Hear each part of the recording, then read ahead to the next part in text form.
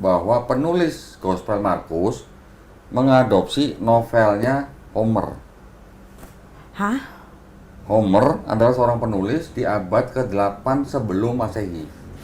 Oh, 800 tahun sebelum ada Yesus. Bikin novel ceritanya tentang Raja Odyssey. oke. Ya. Ceritanya diadopsi sama Markus. Nggak semua sih, nggak semua. Beberapa cerita diadopsi si Markus. Cerita tentang Tentang Raja Odyssey. oke. Raja Odyssey itu raja yang menghancurkan kota Trojan membantu temannya Achilles. Pas dia pulang ke kerajaan Iliad, cerita pulangnya ini yang banyak diadopsi oleh Markus. Contoh naik kapal kena badai, nanti berhenti di mana, ada orang kesurupan dan sebagainya. Kemudian pas mau pulang kakinya diurapi oleh Iya, perempuan oleh dan perempuan. macam. Di sini ada. Aku bisa ada. Jadi Gospel Markus menyadur novelnya Homer. Saduran novel jadi kitab suci. Lah, Beli dong. bisa gitu. Bisa gitu. Gue bukan cari komisi, bukan. Ini buat belajar. Enggak, itu kan tadi yang kok Dondi bilang kan ceritanya mujizat Yesus kan? Apa? Yang maksudnya yang mengurapi kayak gitu-gitu Iya. kan? Kok udah ada di sini? Lah iya, cuman yang diceritain di sini Raja Odyssey namanya. Oh, Tapi lah, kok ceritanya mirip dengan Yesus gitu loh. iya. Berarti Berarti kalau ini abad 8 sebelum Masehi, ini abad 1 Masehi, berarti ini nyontek ini atau ini nyontek ini? nah, ini nyontek ke situ. Nah, udah. Lu yang ngomong tuh. Lu yang ngomongnya bukan gue ya. Iya, logikanya. Ntar gue diserang lagi. Menurut kayak Halo teman-teman, berjumpa lagi dengan saya Brother Phil. Barusan kita saksikan pernyataan Don Ditan di depan calon mu'alaf, yang mengatakan bahwa Injil Markus itu menjiplak novel Homer yang sudah ada sejak abad ke-8 sebelum Masehi. Menurut buku The Homeric Epics and the Gospel of Mark yang dikarang oleh Dennis R. MacDonald, kali ini kita akan membantah semua teori dari buku ini yang isinya cocokmologi semua. Bantahan ini kita ringkas dari channel Inspiring Philosophy.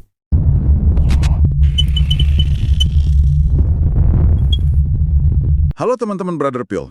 Bayangkan sebuah senario absurd sebentar. Bayangkan jika 3000 tahun dari sekarang, sekelompok sejarawan di masa depan membaca buku-buku sejarah tentang Perang Dunia Kedua. Oke. Lalu, mereka membuat sebuah pengumuman mengejutkan. Mereka mengklaim bahwa Winston Churchill itu tidak pernah ada. Wah, radikal sekali. Iya kan? Menurut mereka, catatan tentang Churchill ini hanyalah fiksi yang sengaja diciptakan untuk meniru karakter Gandalf dari Lord of the Rings. Terdengar gila sih. Sangat gila. Siapa yang akan percaya sejarah semasif itu cuma kayak fanfiction dari novel fantasi? Betul. Tapi percaya atau tidak, perdebatan dengan logika yang persis seperti itulah yang saat ini sedang mengguncang sebagian dunia akademi sejarah abad pertama. Dan skala perdebatan ini tidak main-main kan? Karena teks yang sedang dipertanyakan ini adalah salah satu teks paling berpengaruh dalam sejarah manusia. Iya, betul. Berdasarkan sumber kita, ada seorang sarjana bernama Dennis MacDonald yang mengajukan sebuah teori yang sangat radikal. Dia mengklaim bahwa Injil, khususnya Injil Markus dan Lukas, serta kisah para rasul, Oke. itu sebenarnya bukanlah catatan sejarah sama sekali. Menurutnya, teks-teks tersebut adalah apa yang dia sebut sebagai fiksi teologis. Fiksi teologis. Jadi maksudnya bagaimana tuh? Maksudnya, penulis Injil ini sengaja menjiplak kerangka mahakarya epik sastra Yunani kuno, yaitu Iliad dan Odyssey karya Homer, lalu sekedar mengganti nama-nama karakternya.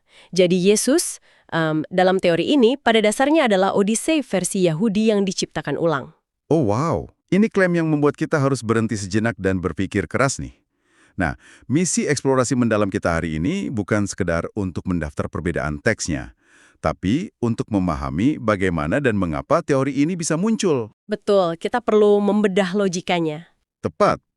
Kita akan membedah logika MacDonald ini melalui sumber kita dan melihat alasan mendasar mengapa mayoritas sejarawan, ahli bahasa dan pakar literatur kuno justru menganggap teori fiksi teologis ini runtuh ketika diuji.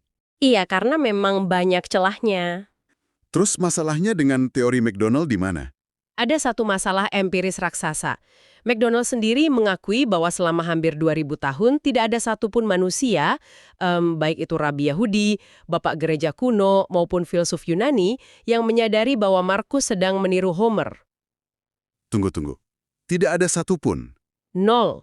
McDonald harus mengklaim bahwa dunia telah buta selama 2 milenium sampai dia sendiri menemukan kunci rahasianya.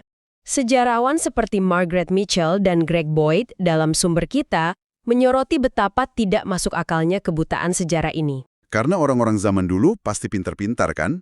Sangat pintar. Jika Anda melihat tokoh-tokoh awal kekristenan, seperti Origen, Basil yang Agung, atau Gregorius dari Nazianzus, mereka ini intelektual raksasa yang hafal karya Homer di luar kepala. Mereka pasti akan sadar kalau ada jiplakan. Pasti. Dan di sisi lain, kita memiliki musuh-musuh kekristenan kuno seperti filsuf Celsus. Celsus ini menghabiskan hidupnya mencari-cari alasan untuk menghancurkan kredibilitas Injil. Kalau dia tahu itu jiplakan, pasti jadi senjata utama ya? Persis.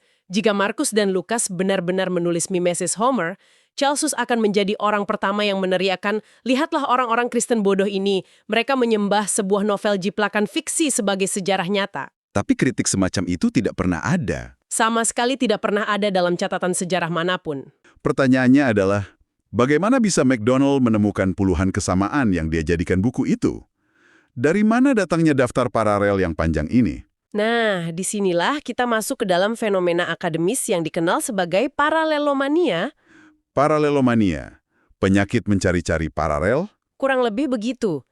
Ini adalah kecenderungan psikologis yang berbahaya ketika seorang analis melihat dua teks, menemukan kesamaan yang sangat dangkal, lalu memaksakan sebuah koneksi kausalitas seolah-olah teks yang satu pasti meniru teks yang lain.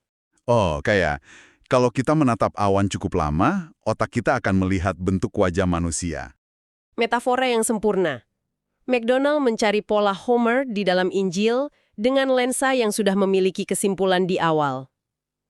Sumber kita mengambil contoh klasik tentang murid Yesus, Yakobus dan Yohanes, yang diberi julukan anak-anak guru. Oke, mari kita bedah contoh anak-anak guru ini. Saya ingat McDonald mengklaim bahwa julukan ini adalah tiruan dari karakter mitologi Castor dan Pollux dari epik Iliad. Keduanya sama-sama sepasang saudara laki-laki kan? Sekilas terdengar pas sih. Memang terdengar pas kalau Anda cuma melihat permukaannya saja. McDonald menyatakan paralelnya adalah mereka berdua adalah anak dari seseorang yang penting. Wah, kriteria itu rapuh sekali. Bisa diterapkan pada jutaan tokoh sejarah dong. Betul sekali, dan ketika ahli klasik menguji detailnya, semuanya berantakan. Castor dan Pollux adalah prajurit Argonaut, pahlawan perang elit Yunani. Sementara Yakobus dan Yohanes adalah nelayan kelas pekerja di Danau Galilea. Latar belakangnya saja sudah beda jauh. Cara mereka mati juga sangat spesifik dan berbeda. Injil Markus bahkan tidak mencatat kematian Yakobus. Itu baru dicatat di Kisah Para Rasul, di mana dia dieksekusi dengan pedang. Dan Castor? Di sisi lain, Castor mati secara tragis tertusuk tombak saat sedang mencuri ternak sapi milik orang lain. Tunggu dulu. Mengubah pahlawan penunggang kuda yang mati mencuri sapi menjadi nelayan yang dipenggal demi keyakinannya, itu bukanlah sebuah tiruan. Itu adalah dua alam semesta yang berbeda. Setuju. Tapi, yang paling mencolok dari argumen McDonald ini kan, ketika dia membahas momen permintaan kekuasaan antara kedua pasang saudara ini. Nah, itu adalah titik di mana metodologi paralelomania benar-benar terlihat. Dalam mitologi Yunani, Pollux meminta agar ayah mereka, Dewa Zeus, membagi keabadiannya dengan saudaranya yang sekarat, Castor, sebuah permintaan berbagi status dewa. Oke, lalu versi Injilnya? McDonald kemudian membandingkannya dengan momen di Injil ketika Yakobus dan Yohanes mendatangi Yesus dan meminta agar mereka diberi kursi kekuasaan di sebelah kanan dan kiri Yesus kelak. McDonald berteriak, lihat, keduanya adalah cerita tentang meminta berbagi kemuliaan. Sekilas memang ada kemiripan di bagian meminta, tapi tunggu, perhatikan baik-baik respon Yesus. Apa responsnya? Alih-alih mengabulkan, Yesus dengan tegas menolak permintaan mereka, kan? Yesus membalikan konsep kekuasaan Yunani tersebut dengan mengatakan bahwa siapa yang ingin menjadi besar, dia harus menjadi pelayan yang menderita bagi semua orang. Tepat. Sebentar. Cerita aslinya mengatakan bahwa permintaannya adalah tentang keabadian dewa, dan ceritanya diakhiri dengan A, yaitu dikabulkan. Sementara teks di Injil adalah tentang kekuasaan politik duniawi, dan ceritanya diakhiri dengan Z, sebuah penolakan total. Sangat berbeda. Tapi McDonald tetap menghitung ini sebagai poin kemenangan yang membuktikan penjiplakan. Ini kayak seseorang yang bermain lempar koin, tapi aturannya dicurangi. Kalau yang muncul gambar, dia menang karena teksnya mirip. Tapi kalau yang muncul angka, yang mana ceritanya sangat berbeda, dia tetap mengklaim kemenangan. Iya, koinnya dicurangi. Bagaimana dia membenarkan perbedaan ekstrim ini di dunia akademis? Nah, dia menemukan sebuah istilah penyelamat yang disebut transvaluation atau transvaluasi. MacDonald berargumen bahwa ketika sebuah elemen dalam Injil sangat bertolak belakang dengan epik Homer, itu bukan berarti Markus tidak sedang meniru. Terus, Sebaliknya, itu adalah bukti bahwa Markus sengaja membalikkan fakta dari teks aslinya untuk menunjukkan bahwa nilai-nilai Kristen lebih unggul dari nilai-nilai Yunani. ya ampun. Jadi, menurut metodologi ini, baik kemiripan maupun perbedaan ekstrim, keduanya sama-sama dihitung sebagai bukti penjiplakan dong. Persis. Seperti yang Anda katakan, ini adalah koin yang dicurangi. Lebih parah lagi, ini kayak melempar koin rupiah tapi menuntut kemenangan dalam dolar. Sarjana seperti Margaret Mitchell menegaskan bahwa teori yang menggunakan jaring penangkap seluas ini pada dasarnya unfalsifiable. Tidak bisa disalahkan. Betul, tidak bisa dibantah secara ilmiah karena metodologinya tidak mengizinkan adanya bukti yang menyalahkan teori tersebut. Kalau metodologinya selemah itu, bagaimana MacDonald menjelaskan klaim terbesarnya? Saya ingin kita fokus pada satu studi kasus utama yang selalu dia jadikan senjata utama, yaitu kisah Yesus yang menyembuhkan orang kerasukan setan di daerah Gerasa. Ah, iya, kisah Gerasa. MacDonald mengklaim ini murni jiplakan dari konfrontasi legendaris antara Odysseus dan monster raksasa bermata satu, Cyclops. Kasus Gerasa ini dianalisis dengan sangat tajam oleh seorang pakar bernama Kristen Larson dalam sumber kita. MacDonald menyusun tabel persamaan. Katanya tokoh utamanya sama-sama turun dari kapal, lalu mereka bertemu dengan sosok buas yang mengerikan, dan ada dialog di mana pahlawannya bertanya siapa namanya. Dialog tentang nama itulah yang membuat MacDonald merasa yakin ya. Betul, tetapi mari kita periksa fondasinya. Cyclops adalah monster mitologi yang memang terlahir buas, hidup di dalam sebuah gua raksasa yang nyaman, dan dia adalah bagian dari ras Cyclops. Sedangkan di Gerasa, Sementara orang kerasukan di Gerasa adalah manusia biasa yang hancur, dikucilkan dari masyarakat kota, dan hidup secara tragis di pekuburan. nah, soal pekuburan ini, MacDonald mengklaim bahwa pekuburan kuno itu bentuknya seperti gua, jadi itu adalah paralel. Tapi logika itu justru menyerang balik. Bagaimana menyerang baliknya? Jika Markus benar-benar ingin pembacanya sadar bahwa dia sedang merujuk pada gua tempat tinggal Cyclops, mengapa Markus repot-repot mengganti lokasinya menjadi pekuburan? Mengapa tidak langsung saja menulis kata gua supaya referensinya jelas? Pertanyaan yang sangat krusial. Dan jawabannya menjelaskan mengapa Markus menggunakan kata pekuburan. Markus tidak sedang melihat teks Homer, Markus sedang melihat teologi Yahudi. Oh, kembali ke teologi Yahudi. Iya, dalam pandangan Yahudi abad pertama, pekuburan bukanlah tempat tinggal raksasa, melainkan simbol kenajisan ritual tertinggi. Orang ini dikuasai oleh roh najis, jadi secara teologis, tempat yang paling tepat untuk mendemonstrasikan kenajisannya adalah di antara orang mati. Hal ini juga menjelaskan detail hewan yang terlibat. Ini bagian yang paling aneh dari klaim MacDonald sih. Kisah Cyclops penuh dengan kambing dan domba. Sementara di Injil, roh jahat itu dipindahkan ke dalam kawanan babi yang sangat besar. Kambing kan sama sekali tidak mirip dengan babi. MacDonald sangat kesulitan menjelaskan masalah babi ini. Karena babi tidak ada di cerita Cyclops, yaitu di buku ke-9 dari Odyssey, MacDonald terpaksa melompat jauh ke buku Odyssey yang sama sekali berbeda, yaitu buku ke-10. Tunggu, dia melompat ke buku lain. Iya, di mana ada cerita penyihir Circe yang mengubah kru Odysseus menjadi babi. Dia secara literal memotong babi dari cerita lain dan menempelkannya di cerita Cyclops hanya agar sejajar dengan Injil Markus. Wah, itu namanya cherry picking tingkat dewa. Sangat cherry picking. Padahal, alasan Markus menggunakan babi sangat jelas dan sama sekali tidak butuh Homer. Merujuk pada kitab Yesaya pasal 65 di Perjanjian Lama, babi adalah hewan yang paling najis dan haram bagi orang Yahudi. Jadi menempatkan roh jahat di pekuburan, lalu membuangnya ke dalam kawanan babi. Itu adalah pesan teologis Yahudi yang sangat brilian tentang bagaimana Yesus mengalahkan kenajisan absolut. Itu memberikan kita pencerahan tentang mekanisme penulisannya. Ini bukan parodi Homer yang gagal, Ini adalah teologi Yahudi yang sukses besar. Dan jika kita melihat rasio teksnya, itu membuat klaim McDonald semakin terlihat seperti mencocok-cocokkan data. Iya, Larson menunjukkan bahwa kisah penyembuhan di Markus itu hanya sepanjang 2.000 karakter huruf, sementara epik tentang Cyclops dan Circe di Odyssey mencapai 24.000 karakter. Perbandingan yang sangat jauh.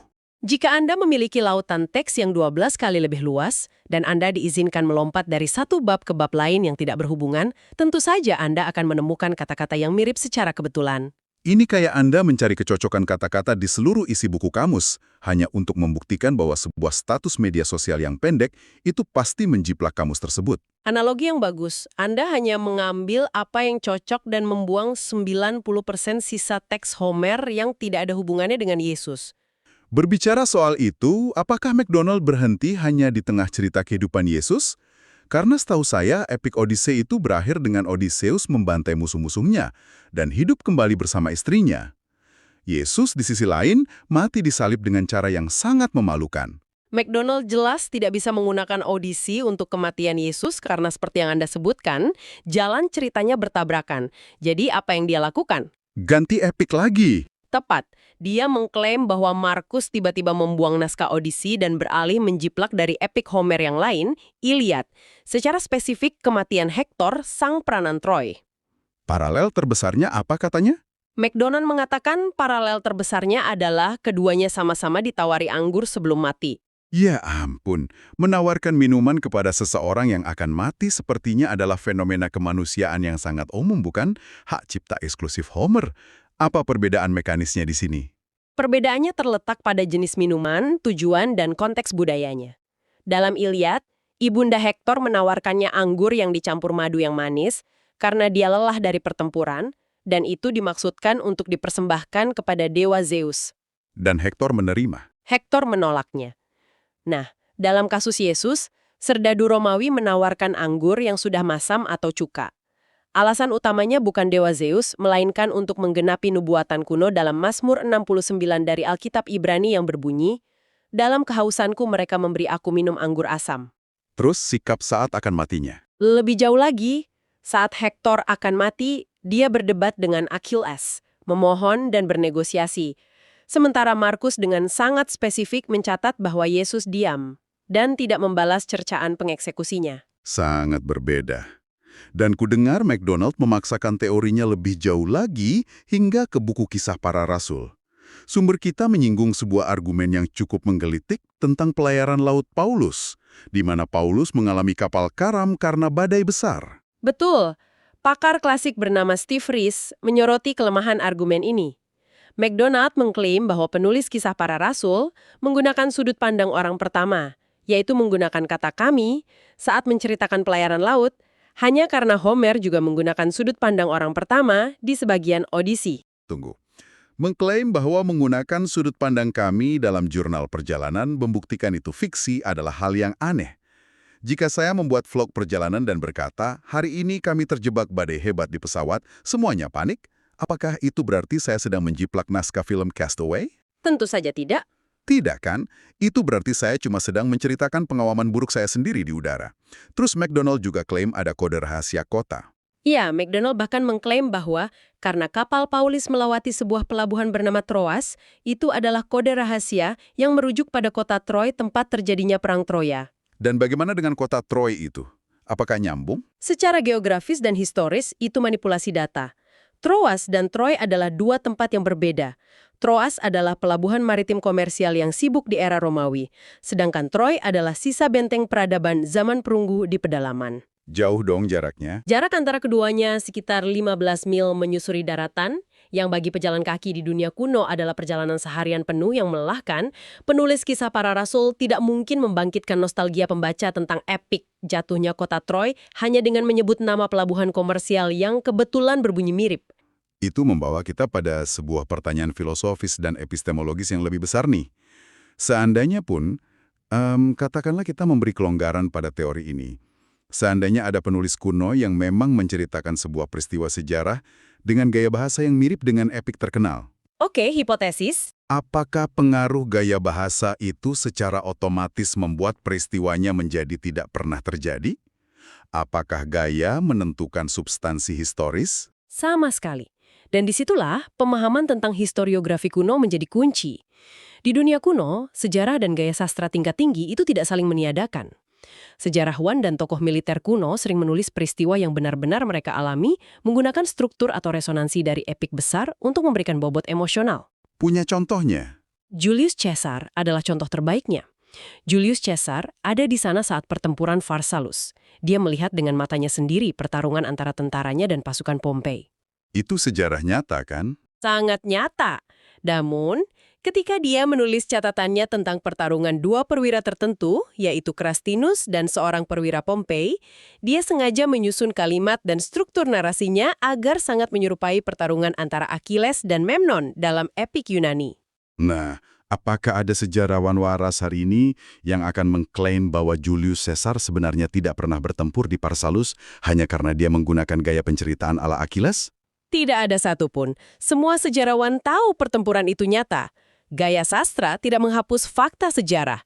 Sejarawan lain, seperti Socrates dari Konstantinopel, secara sadar menulis sejarah kekaisaran dengan menonjolkan paralelisme pola hidup tokoh-tokohnya.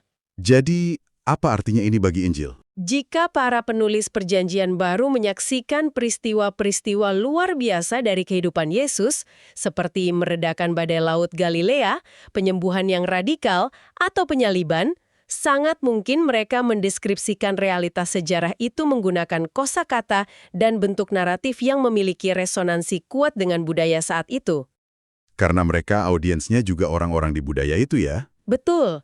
Mereka hidup di dunia yang bernapas dengan udara Helenistik. Tetapi, kerangka utama yang membentuk pikiran mereka bukanlah Homer, melainkan pengenapan sejarah dan nubuatan Yahudi. Kemampuan mereka menceritakan sejarah dengan cara yang menggema secara budaya, membuktikan kecerdasan literatur mereka, bukan membuktikan bahwa mereka mengarang fiksi dari udara kosong.